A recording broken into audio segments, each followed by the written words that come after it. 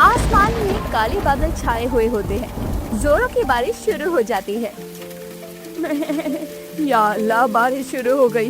बच्चों के लिए खाना लेने जाना था।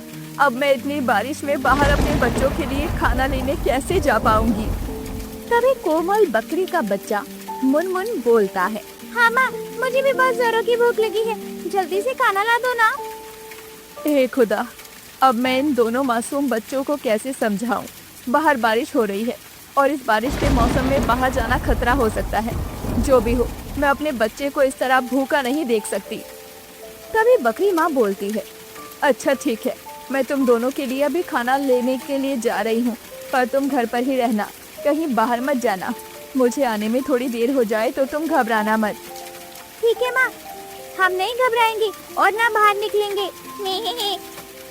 बकरी माँ बारिश में बाहर जंगल में अपने छोटे बच्चों के लिए चारा लेने के लिए निकल जाती है। दोनों बच्चे चुनमुन और मुनमुन घर में अकेले रह जाते हैं। उन दोनों बच्चों के लिए ये पहली बारिश थी। चुनमुन घर की खिड़की से बार बार बाहर देख रहा था। ये बाहर से किसी अजीब सी आवाज क्यों आ रही है? क्या कोई रो रहा है? पर आवाज तो बहुत ही डरावनी है, और ये इतना सारा पानी कहाँ से आ रहा है? ये सुनकर चुनमुन डर गया। मुनमुन, माँ कब आएगी? मुझे बहुत डर लग रहा है और बहुत भूख भी लग रही है। मुनमुन कुछ नहीं बोलता, उसे अपनी माँ की कही बात याद आ रही थी। डर लगे तो घबराना मत। बाहर बारिश बढ़ती जा रही थी और बारिश घर के अंदर तक आ रही थी। उधर बकरी माँ जंगल में एक पेड़ से ताजे हरे पत्ते तोड़कर अपनी कमर पर बांध लेती है और तेज बारिश में ही वापस घर की ओर चल देती है। लेकिन बारिश की वजह से जगह जगह पानी भरा होने पर उसे चलने में कठिनाई हो रही थी।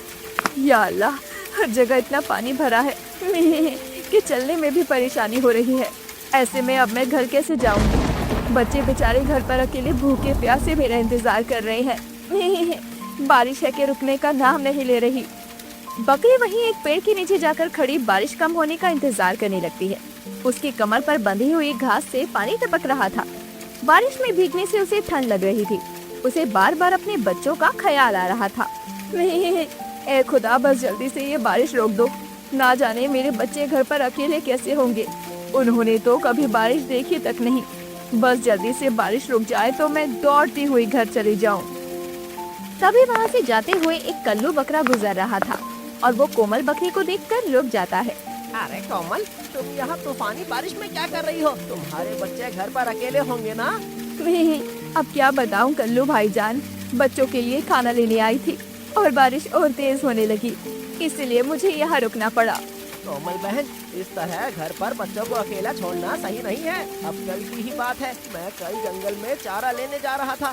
तभी मैंने सुरीली बहन के पास एक भेड़िए को जाते देखा। बड़ा ही खतरनाक था। ये देखकर तो मेरी सांसें ही अटक गई। या अल्लाह, बच्चों का तो बुरा हाल हो गया होगा। किसी ने उस भेड़िए को भगाया नहीं? हाँ, मैंने उसे देखा तो जल्दी से जाकर सुरीली बहन को बुलाया, लेकिन तब तक देर हो चुकी थी। भेड़िया उनसे एक सुरीली के बच्चे को पकड़कर खा चुका था और भाग गया। ये देख सुरीली को तो जैसे सदमा ही लग गया। वो अपने बच्चे को जल्दी से गोदी में उठा लेती। उसका रो रो कर बुरा हाल हो गया था। ये सुनकर तो कोमल के रोंगटे खड़े हो जाते हैं। उसका बुरा हाल हो रहा था। उसे अपने बच्चों की बहुत ज्यादा चिंता हो रही थी। कोमल बहन, ये बारिश किसी की सगी नहीं होती। जब बरसती है तो आफत साथ लाती है। ना जाने इस बारिश में कितनों के घर उजड़ गए, कितने बच्चे बेघर हो गए और कितने तो अपने बच्चों के लिए खाना लेने गए तो लौट ही नहीं पाए। जाओ बहन, जल्दी अपने घर चली जाओ, अपने बच्चों के पास जाओ, देर मत करो। मुझे जल्दी से अपने बच्चों के पास जाना होगा। मैं बारिश के रुकने का और इंतजार नहीं कर सकती अब। कोमल बकरी बारिश तूफान में ही अपने घर की ओर चल देती है। भयंकर बारिश में कीचड़ से भरे रास्तों में उसका पैर धंस रहा था। वो लड़खड़ाते हुए जैसे तैसे आगे बढ़ रही थी। तभी अचानक उसके सामने दो भेड़िया खड़े होते हैं। अरे वाह, देखा तो बारिश में शिकार खुद चलकर खाना हमारे पास आ रहा है। आज तो बारिश में खाने में मजा ही आ जाएगा। सच में आज तो मजा आ जाएगा। आज का डिनर इस बकरी का ही होगा। अपने सामने दो खूंखार भेड़िए देखकर कोमल बकरी का कलेजा डर से कांप उठता है, पर वो अंदर ही अंदर खुद को हिम्मत देती है। नहीं, अगर मैंने जरा भी डर दिखाया तो ये मुझे यही खत्म करके मार देंगे। मुझे अपनी अकल से काम लेना होगा, सिर्फ ताकत से नहीं। कभी कभी सूझबूझ से भी लड़ना होता है। अरे भाइयों, मुझे खाने से पहले जरा अच्छे से सोच लो। मैं कोई साधारण बकरी नहीं हूँ, मेरे सींगों में जहर है। एक बार किसी को मार दूँ तो वो 7 दिन में तड़प तड़प कर मर जाएगा और पानी तक नहीं मांगेगा। ये सुनकर दोनों भेड़िए बुरी तरह चौंक जाते हैं। उनके पसीने छूटने लगते हैं। थोड़ी हिम्मत करके पहला भेड़िया बोलता है, ऐसा भी होता है क्या? और तूने क्या हमें पागल समझा है जो हम तेरी बात मान ले? तू तो हमें मामूली बकरी की तरह दिखाई दे रही है। और सुनो, मेरी पीठ पर जो घास बंधी हुई देख रहे हो वो कोई आम चारा नहीं है। उस पर एक जादूगरनी ने मंत्र डाला है। जो भी उसे खाएगा वो पत्थर का बन जाएगा। विश्वास ना हो तो खा कर देख लो। कोमल बकरी की बातों से दोनों भेड़िए बुरी तरह डर जाते हैं। बारिश में ठंडी हवा और कड़कड़ाती बिजली और गहरा अंधेरा माहौल को और भी डरावना बना रहा था। भाई, कहीं ये सच में कोई जादुई बकरी तो नहीं है? हाँ, बारिश में वैसे भी कुछ न कुछ गड़बड़ होती है। इससे पहले कि कुछ गड़बड़ हो जाए, चल जल्दी से यहाँ से 9 तो 11 हो जाते हैं। दोनों भेड़िए डरकर वहाँ से भाग खड़े होते हैं। कोमल बकरी राहत की सांस लेती है। अकल से काम लो तो बड़े से बड़े खतरे को भी टाला जा सकता है। उधर घर में दोनों चुपचाप बैठे हुए थर थर कांपते हुए अपनी माँ की राह देख रहे थे। बारिश का पानी अब उनके घर में घुस आया था। चुनमुन चारपाई पर जाकर बैठ जाता है और मुनमुन बार बार अपनी माँ को खिड़की के पास जाकर देखता है। माँ, तुम कब आओगी? हमें बहुत डर लग रहा है। तभी अचानक दरवाजा खुलता है। कोमल बकरी पूरी तरह भीगी हुई और काफी थकी हुई होती है, लेकिन अपने दोनों बच्चों को देखकर उसमें ताकत से आ जाती। बच्चों, माँ तुम आ गई। मेरे बच्चों देखो, मैं आ गई। मैं तुम्हारे लिए खाना भी लेकर आई हूँ। अब डरने की जरूरत नहीं है, तुम्हारी माँ है ना तुम्हारे पास। माँ, क्या सच में बाहर बहुत खतरा था? हाँ बेटा, लेकिन जब अपने अपनों के लिए लड़ते हैं तो डर को भी हरा देते हैं। रात काफी हो चुकी थी। खाना खाने के बाद पेट भर जाने पर दोनों बच्चे चुनमुन और मुनमुन जल्दी ही सो जाते हैं। कोमल बकरी भी काफी थकी होने के कारण जल्दी सो जाती है। बाहर तेज बारिश की आवाज से कोमल बकरी की बार बार नींद खुल रही थी और अपने बच्चों की उसी चिंता सता रही थी और वो बार बार जागकर उन्हें देख रही थी। सुबह तक बारिश थम जाती है, लेकिन ठंडी हवा अभी भी चल रही थी। चारों ओर कीचड़ फैला हुआ था। उसके घर की छत से पानी की बूंदें टपक रही थी। कोमल बकरी की आंख खुलती है तो अपने दोनों बच्चों की हालत देखकर उसका दिल बैठ जाता है। माँ, मुनमुन को सर्दी की वजह से बुखार हो जाता है और चुनमुन भी बिस्तर पर पड़ा हुआ बुखार से तप रहा था। उसकी नाक बह रही थी, शरीर कांप रहा था। या अल्लाह, ये क्या हो गया मेरे बच्चों को? मुनमुन, चुनमुन, बेटा उठो तो जरा, अपनी आंखें खोलो। बकरी माँ उनके माथे छूते ही समझ जाती है कि दोनों को तेज बुखार और सर्दी जुकाम हो गया है। माँ, मुझे बहुत सर दुख रहा है। कोमल का तो जैसा कलेजा ही फट जाता है। उसे खुद थकान और हल्का बुखार था, लेकिन अपने दोनों बच्चों की हालत देखकर वो अपनी सारी तकलीफें भूल जाती है। कभी कोमल बकरी दोनों बच्चों को अपने गोद में लेकर उन्हें गर्म करती, कभी उनके माथे पर गीला कपड़ा रखती, तो कभी उनके पाँव मलती। मेरे खुदा, मेरे बच्चों को जल्दी ठीक कर दे। चाहे तो तू मेरी जान ले ले, पर इन मासूमों को ठीक कर दे। कोमल बकरी खुदा से बार बार दुआ कर रही थी। तभी मुनमुन धीरे से बोलता है, माँ, आप हमारे पास ही रहना, कहीं मत जाना। आप पास होती हो तो हमें बहुत अच्छा लगता है। हाँ बेटा, मैं कहीं नहीं जाऊंगी, मैं यही तुम दोनों के पास हूँ। दोनों बच्चों का बुखार कम ही नहीं हो रहा था। कोमल बकरी घबरा जाती है और अपने पड़ोसी कल्लू बकरे के पास दौड़ती हुई जाती है। क्या हुआ कोमल बहन, तुम इस समय और इतना हाँफ क्यों रही हो? सब खैरियत तो है ना?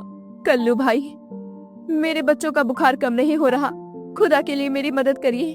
जल्दी से कोई अच्छे डॉक्टर को बुला कर ले आइए। कोमल बहन, तुम चिंता मत करो, मैं एक अच्छे से डॉक्टर को जानता हूँ। मैं अभी उसे लेकर आता हूँ तुम्हारे घर। तब तक तुम अपने बच्चे के पास रहो। चलो, तुम अपने घर चली जाओ। कल्लू बकरा रोशन डॉक्टर के पास जाता है, जो एक बड़े से बरगद के पेड़ के अंदर रहता था। डॉक्टर साहब, मेरे साथ जरा जल्दी चलिए। 2 छोटे बच्चों की तबीयत बहुत खराब है। रोशन डॉक्टर बिना देर किए कल्लू बकरे के साथ कोमल बकरी के घर पहुंच जाता है और दोनों बच्चों को चेकअप करने के बाद बोलता है, दोनों बच्चों की हालत काफी नाजुक है। अभी तो मैंने इन्हें इंजेक्शन लगा दिया है और ये कुछ दवाई लिख दी है मैंने। इन्हें टाइम से देते रहना, बाकी सब अल्लाह के ऊपर है। ये सुनकर तो कोमल बकरी के पैरों तले जमीन ही खिसक जाती है। मुनमुन और चुनमुन की हालत बिगड़ती जा रही थी। उनके माथे तप रहे थे, सांसें धीमी होती जा रही थी। कोमल का दिल बैठा जा रहा था। या अल्लाह, मेरे बच्चों को बचा लो, मेरी जान ले लो, पर इन मासूमों को कुछ मत होने दो।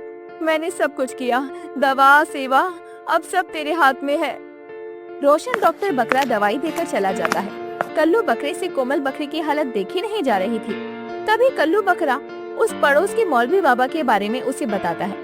कोमल बकरी उसी समय मौलवी बकरे के पास जाती है और मौलवी बकरा कोमल के आंसू देखकर बोलता है, कोमल बहन जल्दी, कोमल बहन, जंगल के उस पार पहाड़ी के नीचे एक बहुत पुराना बरगद का पेड़ है। कहते हैं वहाँ जो सच्चे दिल से जाकर दुआ मांगता है उसकी हर मुराद खुदा तक पहुँच जाती है और खुदा उसकी जरूर सुनता है। तुम वहाँ जाकर दुआ मांग कर देखो, हो सकता है तुम्हारी भी दुआ कबूल हो जाए। कोमल एक पल भी बिना गवाए बिना कुछ सोचे दौड़ पड़ती है। भयंकर तूफानी बारिश फिसलन भरे पत्थरों से टकराते हुए, कांटों से भरी झाड़ियों से होते हुए, घुटनों तक कीचड़ पर चलते हुए वो जा रही थी। एक माँ की ममता हर दर्द से बड़ी होती है। कोमल बकरी लड़खड़ा रही थी। कोमल बकरी थकी हारी कांपती हाफती हुई आखिरकार उस पहाड़ी के नीचे एक पुरानी बरगद के पेड़ के पास पहुँचती है और जमीन पर घुटनों के बल बैठ जाती है। ऐ खुदा, मेरी दुआ कबूल कर, मेरे बच्चों को ठीक कर दे। मैं तुझे और कुछ नहीं मांगूंगी, बस तू उन्हें जीवन दे दे। मैं उन बच्चों के अलावा और कुछ भी नहीं मांगती, वही मेरे जीवन का सहारा है। या खुदा, मेरी मदद कर। उसकी आंखों से बहते आंसू बारिश में मिल जाते हैं। थोड़ी ही देर के लिए बादलों की गरजना बंद हो जाती है और बारिश थम जाती है। तभी एक रोशनी चमकती है, जैसे कोमल बकरी की दुआ कबूल हो गई हो। कोमल घर लौटती है तो देखती है कि उसके दोनों बच्चे मुनमुन और चुनमुन मुस्कुरा रहे थे। माँ तुम आ गई? नहीं, पता है माँ, अब मुझे बहुत अच्छा महसूस हो रहा है और दर्द भी नहीं हो रहा। हाँ माँ, अब तो मेरा सिर भी नहीं दुख रहा और माँ मुझे भूख भी लग रही है। कोमल की आंखों में खुशी के आंसू बह रहे थे। सच्चे दिल से मांगी गई दुआ कभी खाली नहीं जाती। शुक्रिया मेरे खुदा, मेरे बच्चों को लौटा देने के लिए।